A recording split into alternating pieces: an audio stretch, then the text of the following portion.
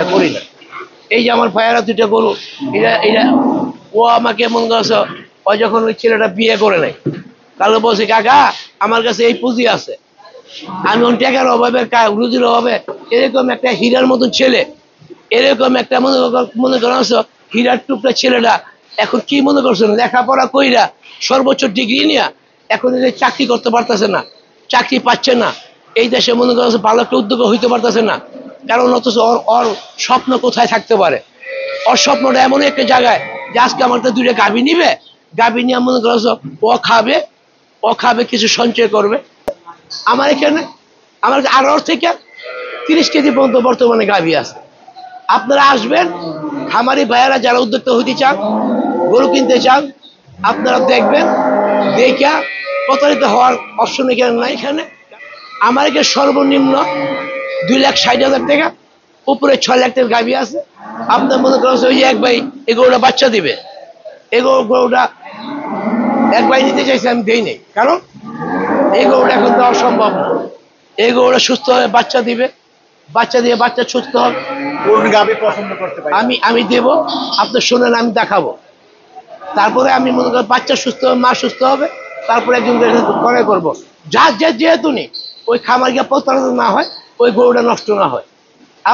এবার যাতে চাই, আপনার এই যে গরু রয়েছে অনেকগুলো গাভী আছে, আপনার খামারে দূর দূরান্ত ক্ষুদ্র খামারে আছে, এই গভর্নমেন্ট একটা বলতেছে চাকরি করে না, নিজে উদ্যোক্তা হন, একটা গরু পালন করুন। এইরকম উদ্যোক্তা হতে আপনার খামারে কি ধরনের গরু রয়েছে এবং এখান থেকে খামারিদের একটা উদ্যোক্তা হতে পারবে কিনা এই বিষয়ে জানতে।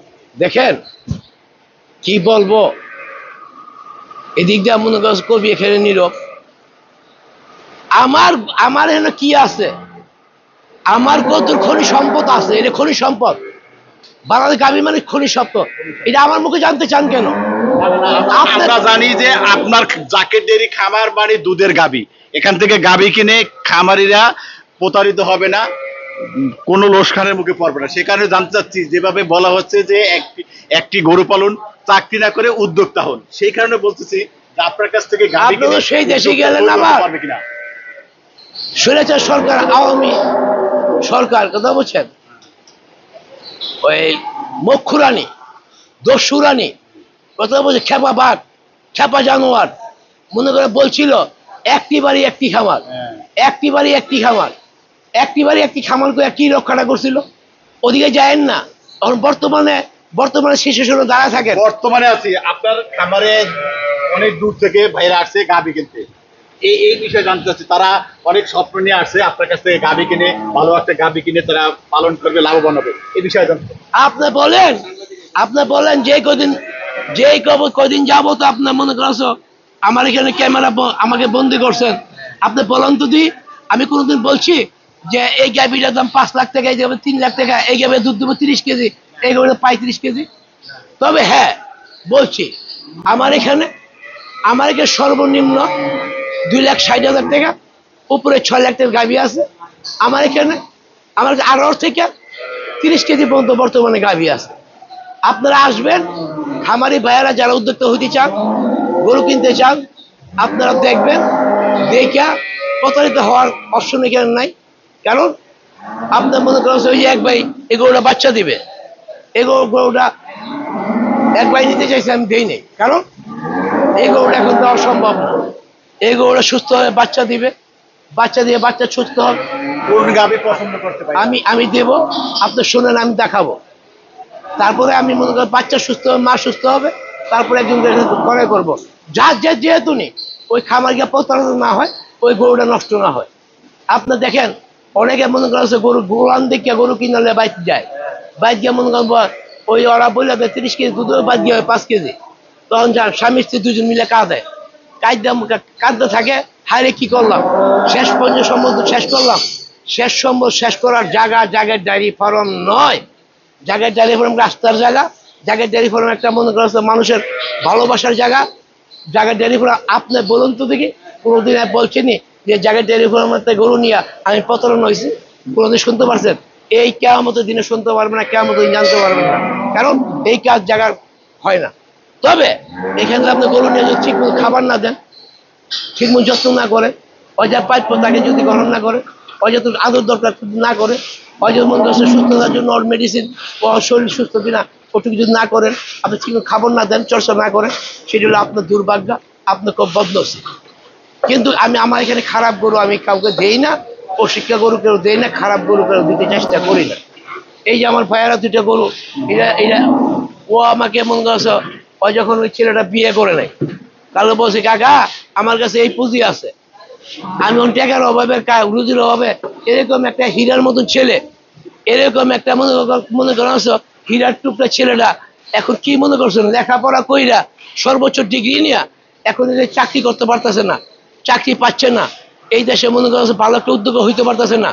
কারণ অথচ ওর স্বপ্ন কোথায় থাকতে পারে, ওর স্বপ্নটা এমন একটা জায়গায় যে আজকে আমার তো দুইটা গাভী নিবে, গাভী নিয়ে মনে করছো ও খাবে কিছু সঞ্চয় করবে, তারপর সেই কিছু সঞ্চয় করতে পারলে ফার্মটা একটু বড় করে হয়তো আমার লক্ষ্মী ছেলেটা, এই টুকটুকু লক্ষ্মী ছেলেটা, হীরা টুকরো ছেলেটা একটা আমার মা রমণীকে গড়ে আনবে, তারা তার দাম্পত্য জীবন শুরু করবে। এরকম আশা আপনারও ছিল, আমারও ছিল, প্রত্যেকটা মানুষেরই থাকে। কিন্তু কেউ পারে, কেউ সাকসেস হয়, কেউ হয় না। সবাই ওই যে গান আছে না একটা, সবাই তো সুখী হতে চায়, কে সুখী হয় কে সুখী নয়। যে সুখী হইতে পারে না সাঁতার ব্যর্থতা, কারণ আপনার কর্মে ভাগ্য উন্নয়ন। আচ্ছা, এই যে ভাইয়েরা আসলো কিভাবে আপনার কাছে? আপনি আমার কথা শুনে না, কথার মাঝখানে কথা বলবেন না, কথা শেষ হইলে একটা কথা বলবেন, কথা বলছেন। কর্মে ভাগ্য উন্নয়ন, মনে রাখবেন সাংবাদিক সাহেব, কর্ম হইল ভাগ্য উন্নয়ন। আপনার কর্মফল যেমন হবে, তারপরে ভাগ্য উন্নয়ন এইভাবে হবে। আর একটা জিনিস আপনার মাধ্যমে সারা বিশ্ব, সারা জাতিকে আমি জানাতে চাই, আগামী বর্তমান তরুণ উদ্যোক্তা থেকে থাকতে হবে অ্যাসেট, থাকতে হবে ভালো মেধা শিক্ষা, ভালো মেধা শিক্ষা এবং অ্যাসেট, এই তিনটা সমন্বয় থাকলে ওই ছেলেটা চলে যেতে পারবে। আর যদি এই দুইটা একটা না থাকে, তাহলে ওই ছেলেটা কষ্ট পাবে, এই দুনিয়াতে কষ্ট হতে খুব কষ্ট হবে। কারণ হিটলার যখন এই পৃথিবীতে, হিটলার ছিল, সারা বিশ্বটা জয় করে ফেলছিল। আর এই যুগে যদি হিটলার জন্ম নিত, তাহলে হিটলার মার গর্ভ থাকতে মারা যেত সাংবাদিক সাহেব। কারণ হিটলার এখন ঘরে ঘরে, বুঝতে পারছেন, হিটলার এখন বর্তমানে ঘরে ঘরে। যেহেতু এই যে আপনি জানতে চাইছেন তারা কিভাবে আসলো, তারা আমার এই ছেলেটা বললো, কথা বুঝছেন, আমার ছেলের বয়স এই যে আমার ছেলের মতন আমার ছেলে একজন আছে, কথা বলছেন, একজন হিরো, কথা বলছেন, হিরো। আমার ছেলেটার জন্য মেয়ে পাইতেছি না, মেয়ে খুঁজতে হবে, দুই ছেলেটার জন্য একটা খুঁজতে হবে, কথা বলছেন। কারণ এই যে ছেলেটা আইসা বলছে আঙ্কেল এ আমার পুঁজি, এই পুঁজিতে আমি কেমবে কি করবো। তবে চিন্তা করলাম যে ওর যে পুঁজি, ওর এটা ঠিক করতে, ওর এটা গরু বাড়ালে নিতে হবে, গোয়াল গরু করছে, খাবার রাখতে হবে, কয়েকদিন ওর চলতে হবে, ওইভাবে দুইটা গরু মিল করে দিছে। আচ্ছা বাবা, গরু দুটো তোমার পছন্দ হয়েছে নি? হ্যাঁ পছন্দ। জোরে কো পছন্দ হয়েছে? হ্যাঁ অবশ্যই পছন্দ। আশা রাখো আল্লাহ কি তোমাকে চালাবে কিনা? ইনশাআল্লাহ, হ্যাঁ আশা তো আছে ইনশাআল্লাহ। আশা আল্লাহ আছে। বাকিটা আল্লাহ। এইটা ফলাফল পাইবা তুমি কিভাবে? এটাকে পরিশ্রম ভালো করতে হবে। ভালো পরিচর্যা করবা, ভালো খাবার দিবা, ভালো উৎপাদক খাবার দিবা, যত্ন করবা, ভালো কর্মচারী দ্বারা নিজে খাটবা, তাহলে তুমি ভালো ফলাফল পাইবা। আর যদি নিয়ে করে ঠিক মতো না খাও, যদি ঠিক মতো খাওয়ান না দাও, ঠিক মতো চর্চা না করো, হালাইতে যদি নাক টেনে ঘুমাও, আমি একটু শুনতে পারছি, আমি তোমার শুনতে পারছি তোমার বাইক থেকে তুমি 10টা বাজে 12টা বাজে ঘুমাতে ওঠো, এটা হবে না।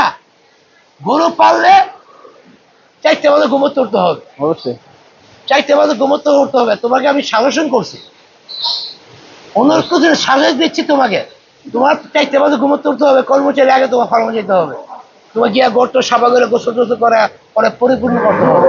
আচ্ছা, তারপরে মনে করছো ওর খাবার দিতে হবে, ওর দোয়াইতে হবে, যত্ন করতে হবে, যত্নে রত্ন মিলে।